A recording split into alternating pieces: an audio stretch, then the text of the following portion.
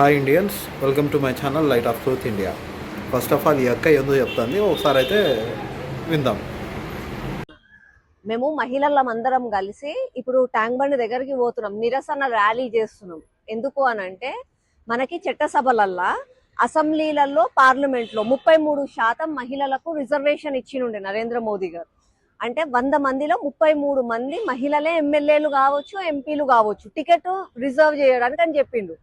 కానీ ఏం చేసిందంటే ప్రతిపక్షం పార్టీ ఉన్నారు కదా ఇప్పుడు, కాంగ్రెస్, డిఎంకే, టీఎంసీ వాళ్ళందరూ ఏం చేసిందంటే మహిళల్లోకి రిజర్వేషన్ ఇవ్వద్దు అని చెప్పి రిజెక్ట్ చేసేసిండ్రు, పేపర్లను కాల్ చేసిండ్రు.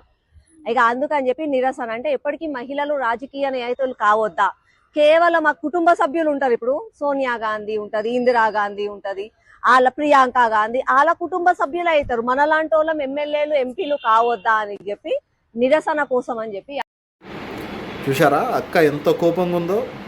అపోజిషన్ ఉమెన్ రిజర్వేషన్ బిల్, ఓయమ్మో ఆయన చిన్న కథ కాదు ఇది. ఇప్పుడు నీ ప్రాబ్లం ఏంటి అక్క? అపోజిషన్ ఉమెన్ రిజర్వేషన్ బిల్కు వ్యతిరేకం అంటావు, అంతే కదా? నువ్వు ఒక మంచి పొజిషన్లో ఉండవు అక్క. మనము ఇలాంటి పొజిషన్లో ఉన్నప్పుడు ప్రజలకు వాస్తవాలు చెప్పాలి, ప్రజలను మభ్యపెట్టకూడదు. కానీ నువ్వు మాత్రం నీ రాజకీయ లబ్ధి కోసము వాస్తవాలను దాచిపెడుతూ, ప్రజలను మభ్యపెడుతూ,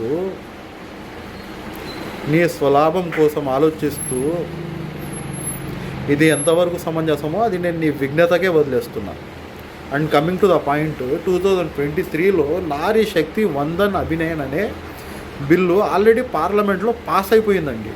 ఇది లోక్సభలో కూడా, రాజ్యసభలో కూడా ఆల్మోస్ట్ అన్ని పార్టీస్ సపోర్ట్ చేశాయి.